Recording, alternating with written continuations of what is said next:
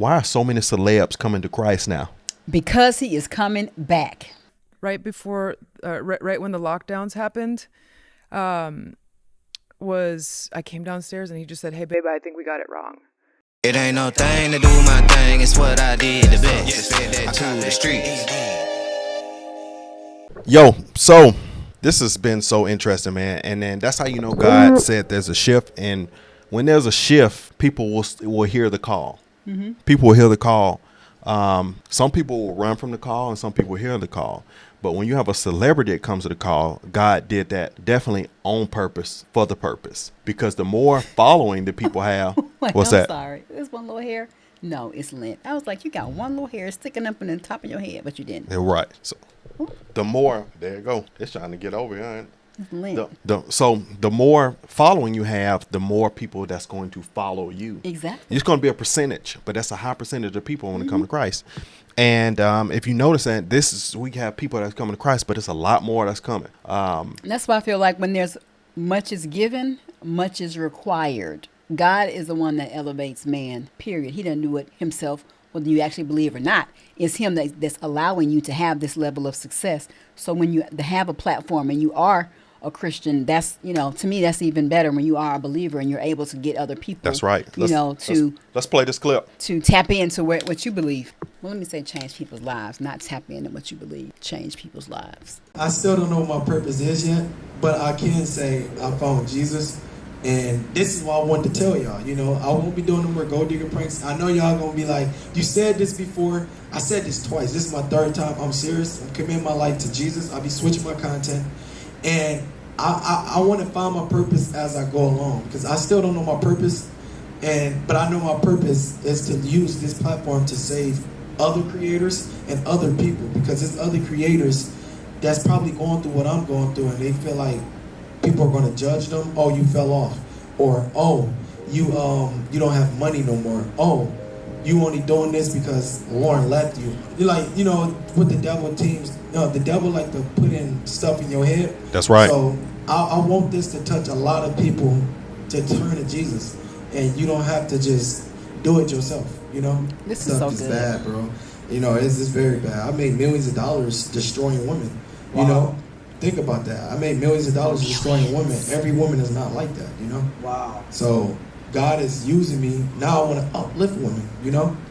So do you see women now in a different view? Oh, most def. I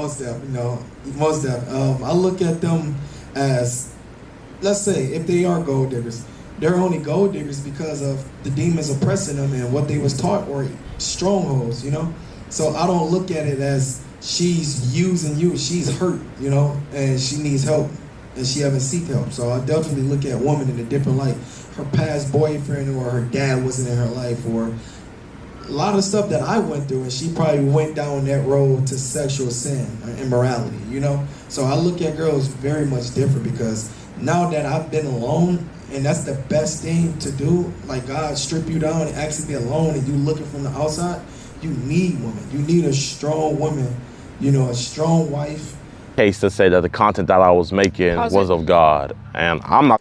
So who, So the first person that was coming, that was Joel TV. Joel TV used to, there's him and there was other creators that would do these gold digger pranks, and they would go and set up, have these nice cars set up somewhere on the street. Then they would see if they attract a gold digger that would be interested in them, or they interested in the car. And so he was one of those people that really blew up financially and audience from doing those kind of pranks, and he gave his life back to Christ, because there's a big backstory behind Joel TV too. He had, he still has millions of subscribers. Yeah, he does. I don't know about his other platforms as well, but I was like, wow, that is like humongous. Yeah, millions of subscribers and a lot of resources that you save. That's a blessing side. And when you do have that, now you can go over and do differently with your money, or you can live differently. You feel good about your he has quite a story too. Yeah, he had a big story. You have to go check out Joel TV, and he left from what he was doing and followed Christ. This next person up is Jadian. I don't know how you pronounce it. Jadian. Jadian is like 8 million subscriber YouTuber. And he has several other channels. Another channel has like 2 or 3 million. Next one got like 500,000. So he's had a big platform, and he's turned his life to Christ as well. I want to hear his. I'm gonna even try to make that case, you know? And, you know, if I'm gonna truly give my life over to God, I gotta also take out the wickedness that I put into the world. So, why did I delete all of my prank videos? Well, let's look up the definition of the word prank, and then let's hop into the scriptures and see what God thinks about pranks. Because he actually did say some things about there. I didn't even know about them. Brother Josh showed me, but Me either. God did say some things about pranks. So this is from collinsdictionary.com. Prank, a noun, a mischievous trick or joke, especially one in which something is done rather than said. If you do a trick on somebody, you have to deceive them. And we all know who is the master and the king of deception. That's Satan himself. So every time that I'm doing a prank or doing a prank on a person, I am literally practicing what the master prankster himself, Satan, did. Oh, you're dragging it, you're stretching it, but I'm gonna show you guys. Just stick with me. We're gonna go to Proverbs chapter 26 and start at verse 18. Like a madman who throws flaming darts and deadly arrows, so is the person who deceives his neighbor and says, I was only joking. So Solomon is comparing playing practical jokes on people in the name of good fun as a madman shooting flaming arrows in the air. So basically he's saying a person that goes around pranking people is the same type of energy of a madman just going around killing people. And when you look at my content, bro, it's really not far off. I mean, I did a lot of crazy stuff in my videos, but the one thing I think that haunts me the most is one of my most popular pranks was whenever I snuck into the Gatorade HQ and I deceived the security guards and lied and said that I was working there and that I was part of a commercial team. And I got the prank done, got millions of views off of it. So many people giving me props. But what a lot of you guys don't know is 3 people lost their jobs because of me. Because I lied and was saying that I worked there, I got 3 security officers fired that had been working there for years. All because I wanted to play a practical joke. All because I wanted to entertain you guys. And that's evil. That truly is evil. And to those people that I got fired, I'm sorry. I truly am. When you posted that, I think that's really big. Yeah, no, that's very big. And by you coming and confessing that, you're really releasing that, because let's be real, that stuff still resonates in the back of your mind, and you want to be free from certain things. But also, I feel like once you seek ye the kingdom first, and all his righteousness and all things will be added upon you, according to what the Bible says. I think it comes out a way better life once you actually step back from the world. Notice that God gave you the gift that you're doing now. That's the gift that God gave you to do. You just were doing it wrong.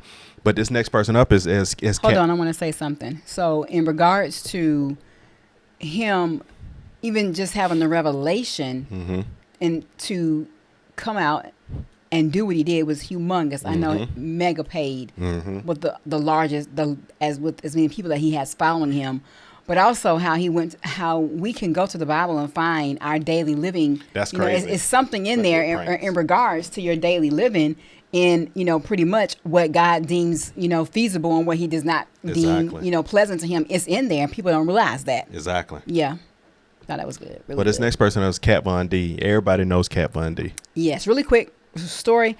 I was trying to get some makeup from her. I had a makeup face powder that had worn a very long. Some pale white. No, babe. You're not funny. Anyway, I was trying to get online to get this face powder that I hadn't worn. I don't, wear it. I wasn't wearing it too often, and then I was like, okay, let me just switch it up.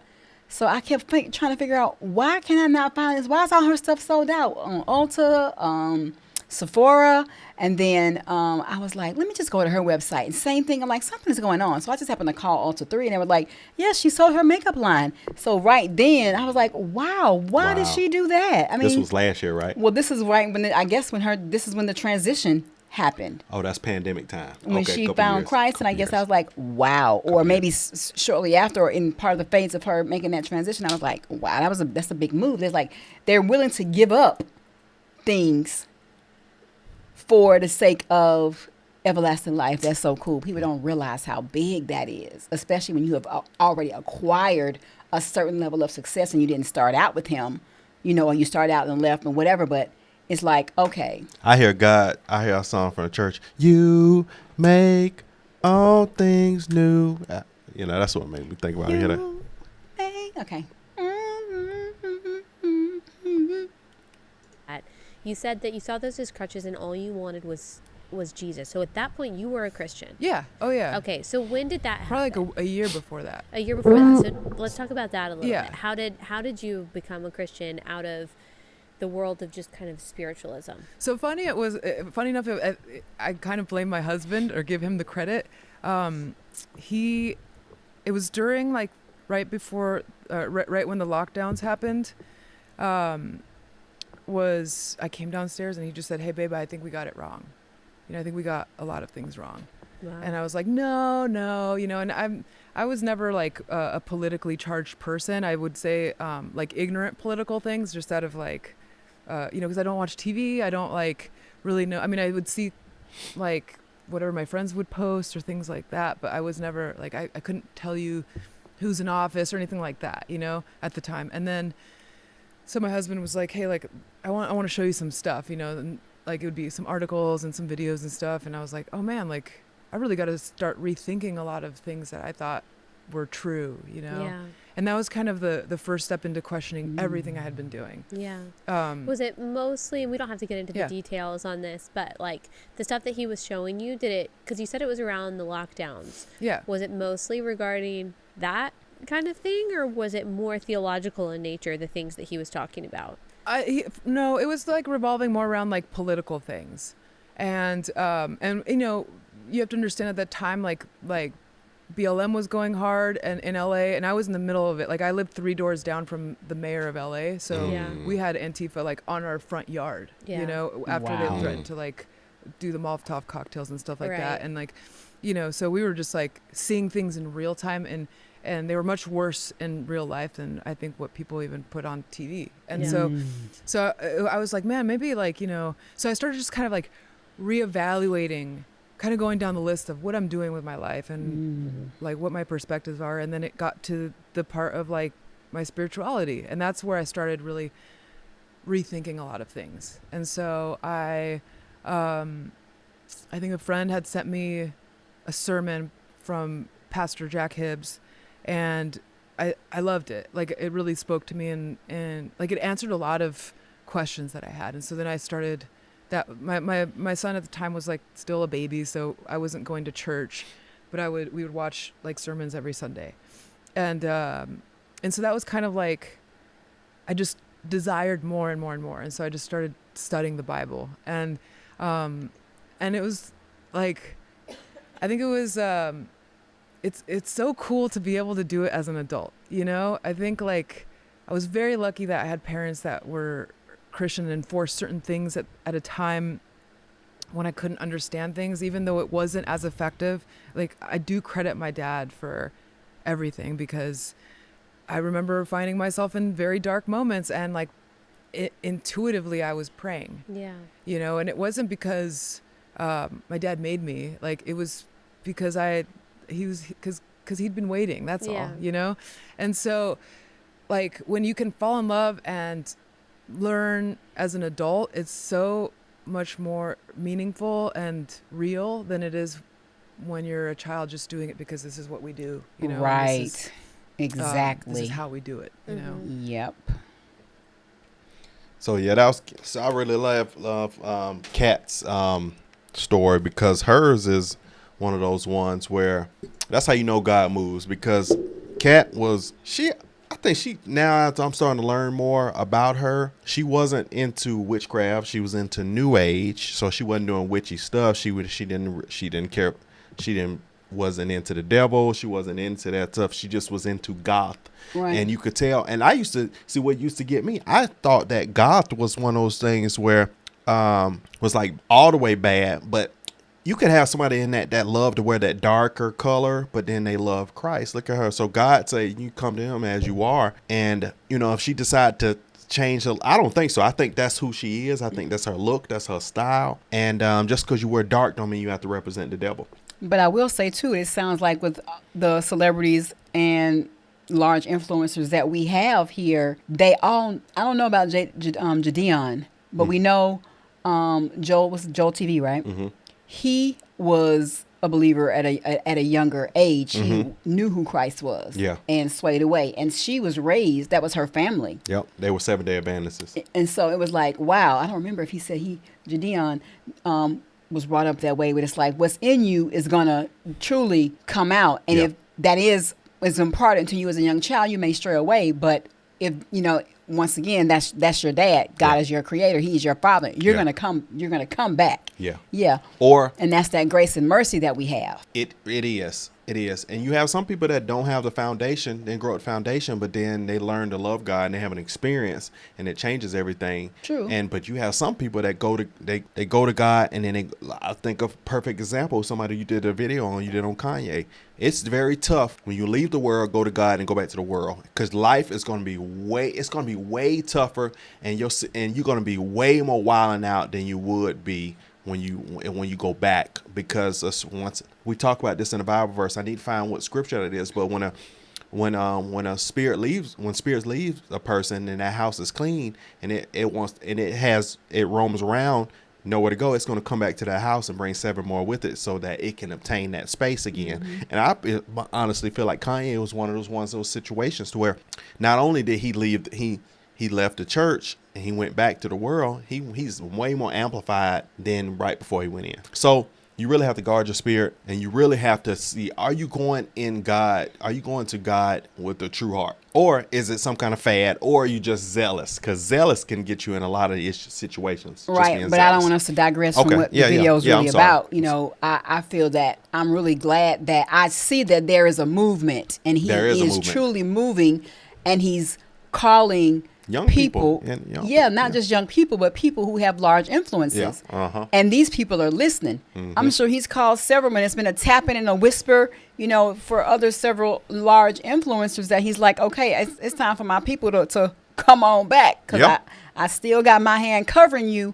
But the more and more you continue to act like you don't hear me and think you above me, you gonna have some problems. Ain't no we gonna have some problems. It's gonna be you gonna have some problems. You gonna have some issues. So I feel like this is so great to see these, and it's different. She's in entertainment, like arts, tattoo, entrepreneurship. Those other two, guys are social media. Still a different form of entertainment, but it's like from all areas. It's great, and they're sharing with the world, and they're not afraid. That's the key thing for me. They're not afraid of losing all of what they have acquired on the physical realm to let you know God is real and Christ is real, and you need to zoom in. And a person, and I find way more attraction, not like attraction like that, but traction to a person that was in the world and they came to God, and then versus somebody who just holy. But see, I love when you see a person like a cat, that's holy, or a Joel, and it's gonna be so many people that's gonna start. You're gonna see that's gonna come back to Christ. They're gonna come to Christ that you would never think is gonna happen. And the person that you thought that was gonna be up in heaven, be the one that ain't gonna make it. It be the ones that you didn't think. And these people also may have influence on those who come, go away, come back, go away. We're not judging people, but I do want you guys to go and check out the video. I'm talking about Kanye on my channel tomorrow, because he or whenever you see this today, it's really a prayer for him, because I feel like he's not in a happy place, and we'll just leave it like that. I don't within himself. Yeah. Cool. So no doubt. But yeah, this is really good. And I hope any of you who still, we always mention this, or on some videos, if you don't know who God is and you don't know who Christ is, it's never too late. Anytime is a great time. He's always there. You can't erase him. You can't remove him. You can't act like he doesn't exist, even though many do, because he is the reason why we're still alive. Okay. That's right. That's that. All right, y'all. We're going to wrap this up, man. Y'all, it's 2024. 2024. Be more. Talk less. Let's go. See you in the next video. Bye.